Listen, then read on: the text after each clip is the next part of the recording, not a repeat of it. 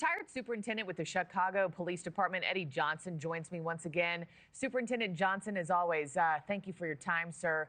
You know this, emotions ran high in Chicago this weekend with thousands of protesters taking to the streets in response to Trump's immigration crackdown. Exactly what Governor Pritzker predicted would happen. Where do you think this is headed?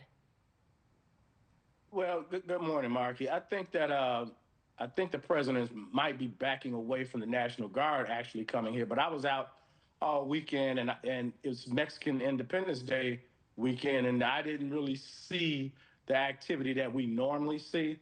So I think, as far as the federal agents coming in, the ICE agents, they're going to be protests for sure.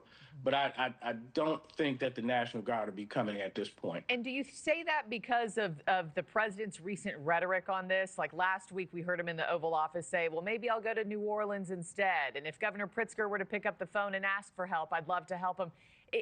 You're saying that based on that, or what's making you think National Guard isn't on the way?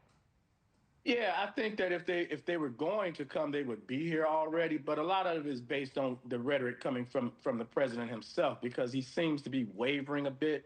Because Chicago is unlike D.C., where you can't just federalize troops here like you can in D.C. So I think that the president has shown us when he wants to do something, he usually just does it.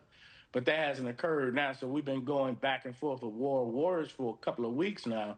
So I don't think that they're coming. Yeah. What'd you make of that controversial Shypocalypse Truth Social post that he sent out over the weekend, where he said, Chicago about to find out why it's called the Department of War? He's known for sending out these kinds of sensational AI memes that get people talking.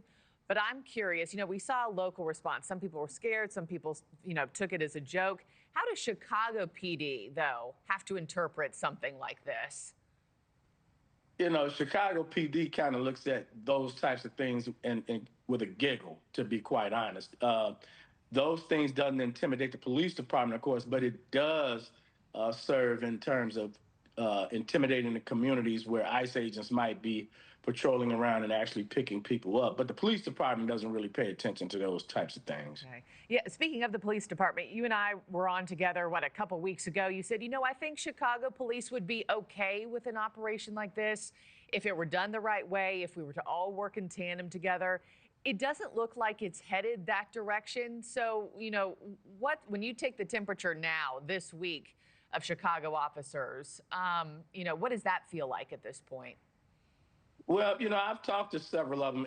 And again, Markie, like we talked before, as long as there's an open line of communication so that the left hand knows what the right hand is doing, then the police department really wouldn't have a big issue with it. And like I said, if I were mayor, I would pick up the phone and call the president and see just what your intentions are.